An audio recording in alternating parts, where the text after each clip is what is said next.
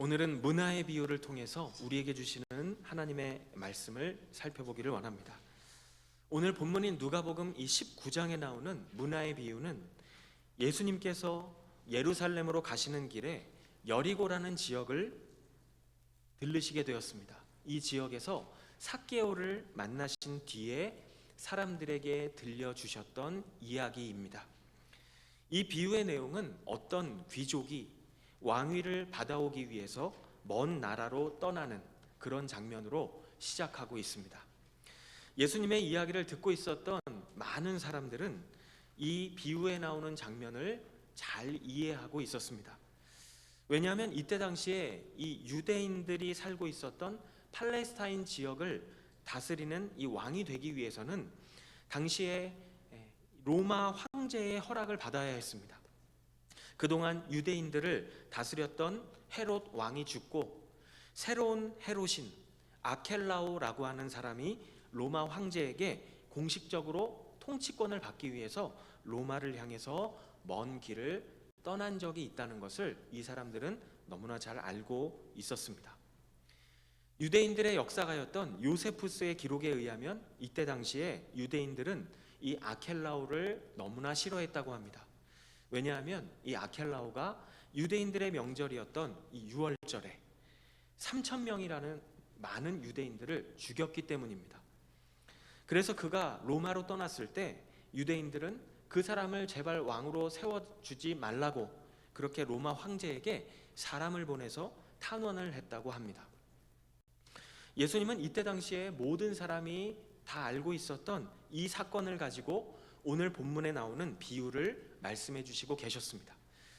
더군다나 이 비유를 말씀해 주셨던 장소도 여리고였습니다. 여리고는 바로 아켈라오의 궁전이 있었던 장소이기도 했습니다. 오늘 본문을 보면 이 귀족은 먼 나라로 떠나기 전에 10명의 종을 불러서 각각 한 사람에게 한 문화씩을 나누어 주고 자신이 돌아올 때까지 장사를 하라고 명령을 하는 장면으로 시작됩니다. 그런데 이 백성들 중에는 이 귀족을 미워하는 사람들이 있었습니다. 그 사람들은 이 귀족을 인정하지 않았다는 것을 알 수 있습니다. 예수님께서 왜 이런 이야기를 굳이 하셨을까요?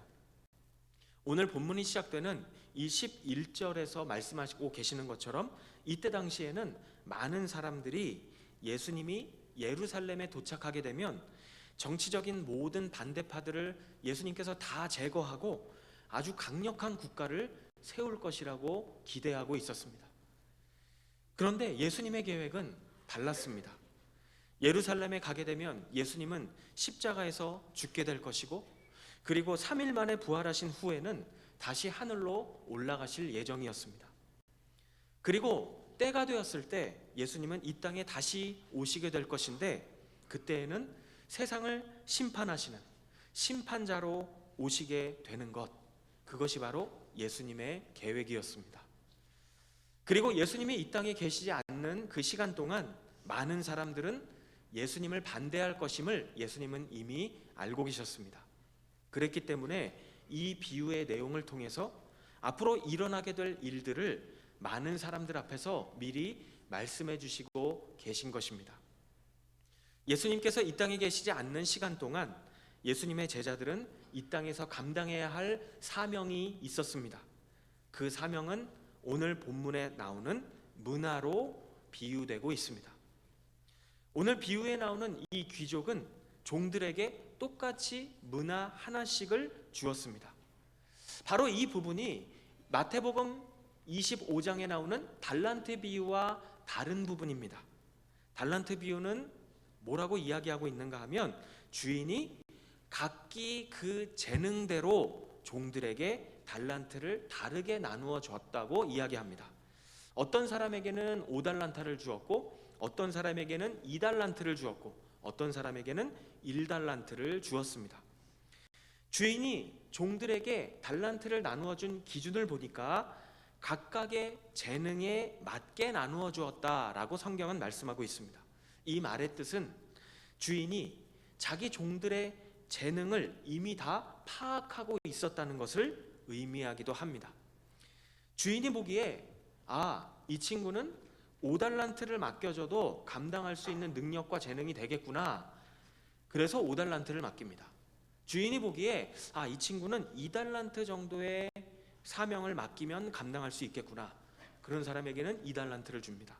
그리고 이 친구는 1달란트 정도의 사명을 맡겨주는 것이 좋겠구나 라고 하면 1달란트를 주었습니다. 주인은 이 종들에게 이 종들의 재능과 능력을 이미 알고 있었기 때문에 거기에 맞게 사명을 맡겨주었다는 것입니다. 이것이 바로 달란트 비유의 내용입니다. 이 달란트가 재능과 관계가 있는 것이었다면 문화는 무엇과 관계가 있는 것이었을까요? 제가 많은 학자들의 견해를 찾아보았습니다. 많은 학자들과 목회자들의 견해를 찾아보았더니 의외로 많은 학자들과 목회자들이 이 문화를 무엇으로 설명하고 있는가 하면 모든 사람에게 주어진 단 한 번의 인생으로 설명하고 있었습니다. 재능은 사람마다 차이가 있지만 인생은 누구에게나 똑같이 한 번 주어지는 것이죠. 그렇다면 우리는 질문하게 됩니다.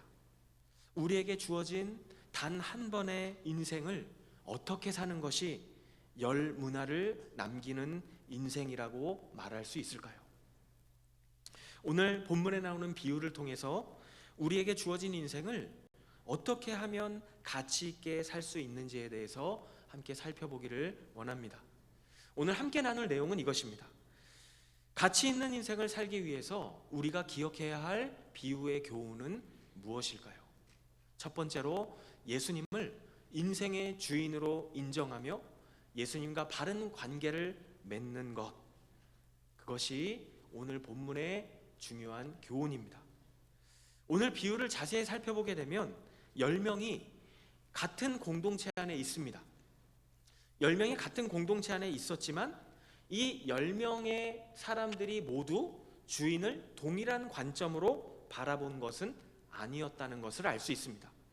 이 공동체 안에는 주인의 성품을 오해한 채로 마지막 순간까지 주인을 믿지 못했던 사람도 있었다는 것을 오늘 본문을 통해서 알 수가 있습니다. 실례로 이 본문의 이 비유의 결론 부분을 보면 주인의 성품을 알 수 있는 장면이 나오죠. 나중에 돌아왔을 때 정말 최선을 다했던 종들에게 풍성하게 보상하는 장면을 보면 이 주인은 종들을 착취하는 사람이 아니구나라는 것을 알 수가 있습니다. 그리고 주인이 이 맡겨준 일을 하지 않았던 세 번째 종, 이 종이 가지고 있었던 문화를 빼앗아서 다른 종에게 준 것을 보면 자기가 갖지 않아도 될 정도의 여유를 가진 사람으로 보이고, 그리고 이 사람이 그렇기 때문에 다른 사람의 것을 착취할 필요가 없는 것처럼 보입니다. 그런데 첫 번째 종과 두 번째 종은 그런 주인의 성품을 알고 있었습니다. 그리고 주인을 믿고 있었습니다. 그런데 오늘 본문에 나오는 세 번째 종의 모습을 보면 그 세 번째 종은 주인을 의심했고 주인을 믿지 못했다는 것을 알 수 있습니다. 이 세 번째 종의 대답을 두 가지로 요약할 수 있습니다. 첫 번째는 당신은 착취하는 주인입니다 라는 것입니다. 그리고 두 번째는 나는 당신이 두렵습니다, 당신이 무섭습니다 라는 것입니다. 그랬기 때문에 자신은 주인이 맡겨준 일을 하지 않았다는 것입니다. 이유가 뭐라고요? 첫 번째로 당신은 착취하는 주인이기 때문입니다. 그래서 내가 당신을 위해 일하지 않았습니다. 두 번째는 내가 당신이 무섭습니다, 두렵습니다, 그래서 일을 할 수 없었습니다 라는 것이 이 세 번째 종의 이유였습니다. 그런데 앞에서 말씀드린 것처럼 이 주인은 착취하는 사람이 아니었습니다. 그리고 만약 이 세 번째 종이 정말 주인을 무서워했다면 그는 주인의 말대로 이윤을 남기기 위해서 최소한 자신이 받은 그 문화를 이 돈을 은행에 넣어두기라도 했어야 했습니다. 그런데 이 종은 주인을 무서워한 것이 아니라 사실은 주인을 무시했다는 것을 알 수 있습니다. 이 종을 보면 주인을 위해 충성해야 되겠다라는 생각 자체가 없었습니다. 내가 왜 내 땀과 시간을 들여서 굳이 주인을 위해 일해야 하는가? 라는 마음을 가지고 있다는 것을 알 수 있습니다. 겉으로는 주인의 종처럼 보였지만 실제로는 주인을 믿지도 신뢰하지도 않았습니다. 그래서 맡겨진 일도 하지 않았고, 그리고 주인의 뜻을 위해 움직이지도 않았습니다. 한마디로 이 종은 외관상으로만 종이었을 뿐 주인과의 살아있는 관계가 없었습니다. 주인과의 관계가 없었기 때문에 당연히 주인에 대한 순종도, 그리고 주인에 대한 사랑도, 그리고 주인을 향한 열심도 없었던 것입니다. 예수님은 이 26절의 말씀을 통해서 하나님의 신실하심을 믿지 않는 사람은 그 사람이 비록 하나님과 연관성을 가지고 있는 것처럼 보일지라도 결국 하나님과 아무런 관계가 없기 때문에 결국 그의 삶은 하나님과 아무런 상관없이 끝나버리게 될 것이다 라고 말씀하고 계십니다. 예를 들면 이때 당시에 예수님과 함께 있었던 가롯 유다 같은 사람이 바로 그러한 예가 될 수가 있을 것입니다. 그는 다른 제자들과 같은 공동체 안에 있었습니다. 표면적으로는 예수님의 제자였습니다. 그러나 사실상 그는 예수님과는 상관없는 삶을 살았던 사람이었습니다. 예수님께서 그 가룟 유다에게 정말 원하셨던 것은 예수님과의 살아있는 관계였습니다. 여러분, 교회가 중요한 이유가 무엇일까요? 교회는 부족한 곳입니다. 교회는 죄인들이 모인 공동체입니다. 그러나 교회가 중요한 이유는 교회에서는 하나님이 어떤 분이신지를 알아갈 수 있는 그러한 시간들이 있기 때문에 교회가 중요한 것입니다. 사랑하는 여러분, 지금 저와 여러분이 이 자리에 있는 것은 결코 우연이 아닙니다. 하나님께서 우리를 교회로 부르셨다면 이곳에서 우리는 하나님이 어떤 분이신지, 그리고 하나님께서 우리를 위해 어떠한 일들을 하셨는지를 말씀을 통해 함께 알아가며 하나님의 은혜와 사랑을 알아갈 수 있습니다. 여러분, 하나님을 깊이 알아가며 하나님의 은혜와 사랑에 반응하는 저와 여러분의 삶이 되기를 간절히 소망합니다. 우리가 가치 있는 인생을 살기 위해서는 인생의 주인이신 하나님을 바르게 알고, 그리고 하나님과 바른 관계를 맺는 것이 중요합니다. 가치 있는 인생을 살기 위해서 우리가 기억해야 할 첫 번째 교훈은 바로 예수님을 인생의 주인으로 인정하며 예수님과 바른 관계를 맺는 것입니다. 가치 있는 인생을 살기 위해서 기억해야 할 두 번째 교훈은 바로 삶의 결과보다 삶의 태도에 집중해야 한다는 것입니다. 첫 번째 종이 열 문화를 남겼을 때 주인은 종을 향해서 이렇게 칭찬했습니다. 17절에 보니까 잘했다, 내 착한 종아, 네가 작은 일에 충성했으니 라고 이야기합니다. 마태복음에 나오는 달란트의 비유에서도 주인이 종을 칭찬했던 이유를 동일하게 확인할 수가 있습니다. 잘했다, 착하고 신실한 종아, 네가 작은 일에 충성했으니 라고 그렇게 칭찬하고 있는 것을 볼 수가 있습니다. 그런데 오늘 본문에는 구체적으로 나오지 않지만 이 마태복음에 나오는 달란트의 비유에서는 5달란트를 남긴 종과 2달란트를 남긴 종을 주인이 칭찬할 때 이 두 사람을 칭찬하는 이유가 똑같다는 것을 알 수 있습니다. 비록 이 두 사람이 남긴 수익은 각각 달랐지만 주인은 이 두 사람이 남긴 수익에 대해서 수익을 가지고 칭찬한 것이 아니라 이 두 사람의 성실함을 칭찬했다는 것을 알 수가 있습니다. 이러한 장면들을 통해서 우리가 알 수 있는 것은 우리가 이 땅을 살아가는 동안 하나님께서 진정으로 우리에게 원하시는 것은 결과보다 태도라는 것을 알 수가 있는 것입니다. 주인이 어떤 분이신지를 알고 주인을 진정으로 신뢰하는 사람은 비록 삶의 출발점이 다를지라도 자신에게 주어진 인생을 대하는 태도가 다를 수밖에 없습니다. 우리가 잘 알고 있는 닉 부이치치는 보통 사람들이 가지고 있는 두 팔과 두 다리가 없는 상태로 태어났습니다. 부족하게 태어난 자신을 보면서 왜 살아야 하는가? 라는 질문을 끊임없이 했다고 합니다. 왜 살아야 하는가? 라는 질문은 결국 나는 누구인가? 라는 질문으로 이어지게 되었습니다. 그리고 나는 누구인가? 라는 그 질문을 통해서 닉은 자신에게 삶을 허락해 주신 하나님을 알게 되었습니다. 인생의 주인이신 하나님께서 자신을 향한 선한 계획을 갖고 계시다는 것을 그는 믿었습니다. 그렇기 때문에 그는 절망 속에서 복음을 듣고 다시 일어날 수가 있었습니다. 닉은 복음을 듣고 십자가에서 죽으신 예수님을 보았습니다. 십자가 위에서 자신을 위해서 죽으신 예수님. 세상의 기준으로 보았을 때 십자가에서 죽으신 예수님은 마치 실패자처럼 보였지만 그것은 실패가 아니었습니다. 예수님의 십자가 죽음은 자신을 새로운 피조물로 회복시키기 위한 하나님의 계획이었다는 것을 알게 되었습니다.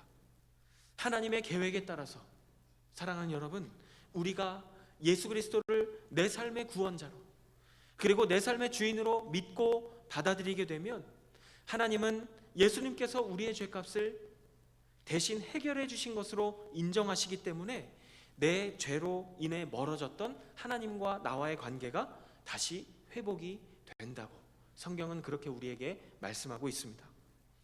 하나님과의 관계가 회복된 후부터는 우리는 하나님의 자녀라고 하는 새로운 정체성을 가지고 살아가면서 일상생활 속에서 하나님의 영광을 드러내는 삶을 살아가게 되는 것입니다. 닉은 이러한 하나님의 계획을 믿었습니다. 그리고 자신에게 주어진 단 한 번뿐인 인생을 예수 그리스도 안에서 최선을 다해 살아보기로 한 것입니다. 그는 자신이 할 수 없는 것에 시간과 에너지를 소모하기보다 자신이 할 수 있는 것에 최선을 다하기 시작했습니다. 이러한 그의 삶의 태도는 많은 사람들에게 삶의 소망을 가져다 주었고 그러한 결과는 자신에게도 풍성한 삶의 열매가 되어 돌아오게 되었습니다. 여러분, 이러한 삶이 바로 문화를 남기는 인생이고 이것이 성공한 인생, 가치 있는 인생이 아닐까요? 사랑하는 여러분, 예수님은 우리에게 반드시 다시 오시겠다고 약속하셨습니다. 그리고 우리는 주님을 기다리며 그 사이의 시간을 살아가고 있는 것입니다. 그 사이의 시간 동안 우리에게는 한 번의 인생이 주어졌습니다. 여러분, 우리에게 주어진 인생을 저와 여러분은 어떻게 사시겠습니까? 어떻게 사는 것이 진정 의미 있고 가치 있는 삶일까요? 오늘 우리가 말씀을 통해 살펴보았습니다. 첫 번째로 예수님을 인생의 주인으로 인정하며 예수님과 바른 관계를 맺는 것. 그것이 우리의 인생의 진정한 가치인 것입니다. 그리고 우리의 삶의 결과보다 삶의 태도에 집중하는 삶. 이러한 삶의 모습이 바로 하나님 나라 백성의 모습이고 구원받은 자의 삶의 모습이라고 성경은 우리에게 말씀하고 있습니다. 이것이 주님을 기다리는 사람의 삶의 모습인 것입니다. 주님께서 새로운 한 주간의 삶을 우리에게 허락해 주셨습니다. 비록 단 하루를 살더라도 예수님을 인생의 주인으로 인정하며 예수님과 바른 관계를 맺는 우리 노만 공동체의 한 분 한 분의 삶이 되기를 간절히 소망합니다.